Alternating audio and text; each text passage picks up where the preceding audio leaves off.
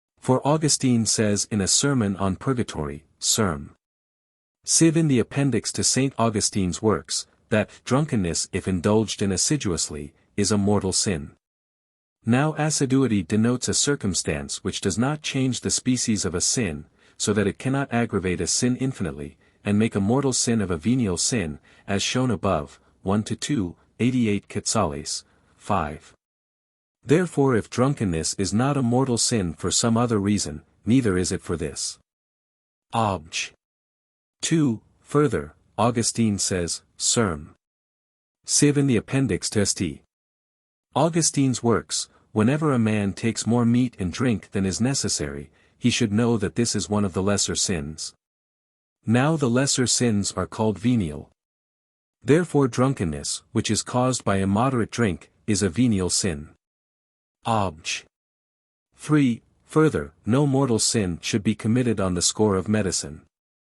Now some drink too much at the advice of the physician, that they may be purged by vomiting, and from this excessive drink drunkenness ensues. Therefore drunkenness is not a mortal sin. On the contrary, we read in the canons of the Apostles, Cans. 42, a bishop, priest or deacon who is given to drunkenness or gambling, or incites others thereto, must either cease or be deposed. A subdeacon, reader or precentor who does these things must either give them up or be excommunicated. The same applies to the laity. Now such punishments are not inflicted save for mortal sins. Therefore drunkenness is a mortal sin. I answer that, the sin of drunkenness, as stated in the foregoing article, consists in the immoderate use and concupiscence of wine. Now this may happen to a man in 3 ways. First, so that he knows not the drink to be immoderate and intoxicating, and then drunkenness may be without sin, as stated above. 1. Secondly, so that he perceives the drink to be immoderate, but without knowing it to be intoxicating, and then drunkenness may involve a venial sin. Thirdly, it may happen that a man is well aware that the drink is immoderate and intoxicating, and yet he would rather be drunk than abstain from drink. Such a man is a drunkard properly speaking, because morals take their species not from things that occur accidentally and beside the intention, but from that which is directly intended. In this way drunkenness is a mortal sin, because then a man willingly and knowingly deprives himself of the use of reason, whereby he performs virtuous deeds and avoids sin, and thus he sins mortally by running the risk of falling into sin. For Ambrose says, De Patriarch. De Abraham I. We learn that we should shun drunkenness, which prevents us from avoiding grievous sins. For the things we avoid when sober, we unknowingly commit through drunkenness. Therefore drunkenness, properly speaking, is a mortal sin. Reply Obj. 1. Assiduity makes drunkenness a mortal sin, not on account of the mere repetition of the act, but because it is impossible for a man to become drunk assiduously, without exposing himself to drunkenness knowingly and willingly. Since he has many times experienced the strength of wine and his own liability to drunkenness. Reply Obj. 2. To take more meat or drink than is necessary belongs to the vice of gluttony, which is not always a mortal sin, but knowingly to take too much drink to the point of being drunk, is a mortal sin. Hence Augustine says, Confess. X. 31 Drunkenness is far from me, thou wilt have mercy, that it come not near me. But full feeding sometimes hath crept upon thy servant. Reply Obj. 3. As stated above, 141 Quetzales, a. 6. Meat and drink should be moderate in accordance with the demands of the body's health. Wherefore, just as it happens sometimes that the meat and drink which are moderate for a healthy man are immoderate for a sick man, so too it may happen conversely, that what is excessive for a healthy man is moderate for one that is ailing. In this way when a man eats or drinks much at the physician's advice in order to provoke vomiting, he is not to be deemed to have taken excessive meat or drink. There is, however, no need for intoxicating drink in order to procure vomiting, since this is caused by drinking lukewarm water, wherefore this is no sufficient cause for excusing a man from drunkenness.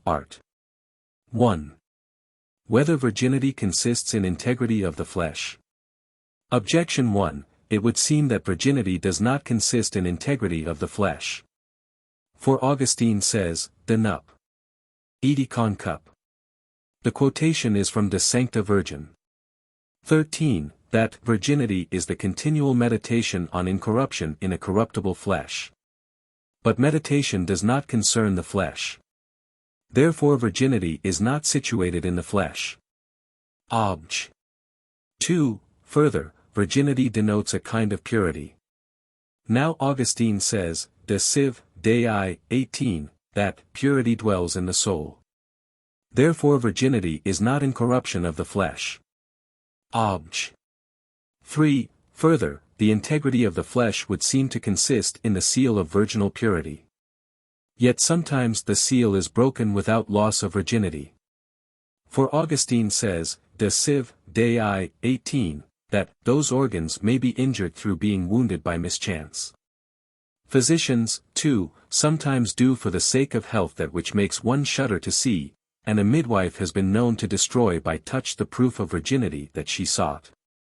And he adds, nobody, I think, would be so foolish as to deem this maiden to have forfeited even bodily sanctity, though she lost the integrity of that organ. Therefore virginity does not consist in incorruption of the flesh. Obj. 4. Further, corruption of the flesh consists chiefly in resolution of the semen, and this may take place without copulation, whether one be asleep or awake. Yet seemingly virginity is not lost without copulation, for Augustine says, De Virgin. 13. That virginal integrity and holy continency that refrains from all sexual intercourse is the portion of angels. Therefore virginity does not consist in incorruption of the flesh. On the contrary, Augustine says, De Virgin. 8. That virginity is continence whereby integrity of the flesh is vowed, consecrated and observed in honor of the Creator of both soul and flesh. I answer that, virginity takes its name apparently from vire, freshness, and just as a thing is described as fresh and retaining its freshness, so long as it is not parched by excessive heat, so too, virginity denotes that the person possessed thereof is unseared by the heat of concupiscence which is experienced in achieving the greatest bodily pleasure which is that of sexual intercourse. Hence, Ambrose says, De Virgin. 5. That virginal chastity is integrity free of pollution. Now venereal pleasures offer 3 points for consideration. The first is on the part of the body, viz. the violation of the seal of virginity. The second is the link between that which concerns the soul and that which concerns the body, and this is the resolution of the semen, causing sensible pleasure. The third is entirely on the part of the soul, namely the purpose of attaining this pleasure. Of these 3 the first is accidental to the moral act, which as such must be considered in reference to the soul. The second stands in the relation of matter to the moral act, since the sensible passions are the matters of moral acts. But the third stands in the position of form and complement, because the essence of morality is perfected in that which concerns the reason. Since then virginity consists in freedom from the aforesaid corruption, it follows that the integrity of the bodily organ is accidental to virginity, while freedom from pleasure in resolution of the semen is related thereto materially. And the purpose of perpetually abstaining from this pleasure is the formal and completive element in virginity. Reply Obj. 1. This definition of Augustine's expresses directly that which is formal in virginity. For if meditation denotes reason's purpose, and the addition perpetual does not imply that a virgin must always retain this meditation actually, but that she should bear in mind the purpose of always persevering therein. The material element is expressed indirectly by the words, on incorruption in a corruptible body. This is added to show the difficulty of virginity, for if the flesh were incorruptible, it would not be difficult to maintain a perpetual meditation on incorruption. Reply Obj. 2. It is true that purity, as to its essence, is in the soul. But as to its matter, it is in the body, and it is the same with virginity. Wherefore Augustine says, De Virgin. 8. That although virginity resides in the flesh, and for this reason is a bodily quality,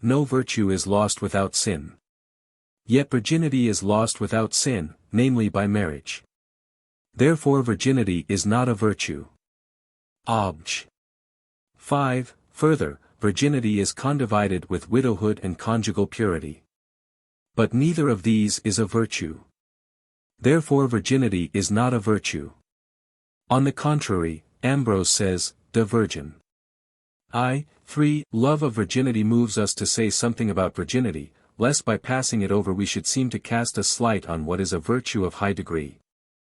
I answer that, as stated above, a. 1. The formal and completive element in virginity is the purpose of abstaining from venereal pleasure, which purpose is rendered praiseworthy by its end, in so far, to wit, as this is done in order to have leisure for divine things, while the material element in virginity is integrity of the flesh free of all experience of venereal pleasure. Now it is manifest that where a good action has a special matter through having a special excellence, there is a special kind of virtue, for example. Magnificence which is about great expenditure is for this reason a special virtue distinct from liberality, which is about all uses of money in general. Now to keep oneself free from the experience of venereal pleasure has an excellence of its own deserving of greater praise than keeping oneself free from inordinate venereal pleasure. Wherefore virginity is a special virtue being related to chastity as magnificence to liberality. Reply Obj. 1. Men have from their birth that which is material in virginity, namely integrity of the flesh and freedom from venereal experience. But they have not that which is formal in virginity, namely the purpose of safeguarding this integrity for God's sake, which purpose gives virginity its character of virtue. Hence Augustine says, De Virgin. 11. Nor do we praise virgins for being virgins, but, because their virginity is consecrated to God by holy continency. Reply Obj. 2. Virtues are connected together by reason of that which is formal in them, namely charity, or by reason of prudence, as stated above, 129 Quetzales, 3, add 2, but not by reason of that which is material in them. For nothing hinders a virtuous man from providing the matter of one virtue, and not the matter of another virtue, thus a poor man has the matter of temperance, but not that of magnificence. It is in this way that one who has the other virtues lacks the matter of virginity, namely the aforesaid integrity of the flesh, nevertheless he can have that which is formal in virginity.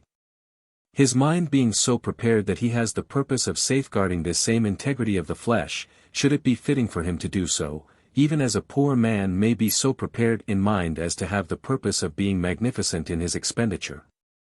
Were he in a position to do so, or again as a prosperous man is so prepared in mind as to purpose bearing misfortune with equanimity, without which preparedness of the mind no man can be virtuous. Reply Obj. 3. Virtue can be recovered by penance as regards that which is formal in virtue, but not as to that which is material therein. For if a magnificent man has squandered all his wealth he does not recover his riches by repenting of his sin. In like manner a person who has lost virginity by sin, recovers by repenting, not the matter of virginity but the purpose of virginity. As regards the matter of virginity there is that which can be miraculously restored by God, namely the integrity of the organ, which we hold to be accidental to virginity, while there is something else which cannot be restored even by miracle. To wit, that one who has experienced venereal lust should cease to have had that experience. For God cannot make that which is done not to have been done, as stated in the first part, 25 Quetzales, 4. Reply Obj. 4. Virginity as a virtue denotes the purpose, confirmed by vow, of observing perpetual integrity. For Augustine says, De Virgin. 8. That, by virginity, integrity of the flesh is vowed, consecrated and observed in honor of the Creator of both soul and flesh. Hence virginity, as a virtue, is never lost without sin. Reply Obj. 5. Conjugal chastity is deserving of praise merely because it abstains from unlawful pleasures, hence no excellence attaches to it above that of chastity in general. Widowhood, however, adds something to chastity in general. But it does not attain to that which is perfect in this matter, namely to entire freedom from venereal pleasure. Virginity alone achieves this.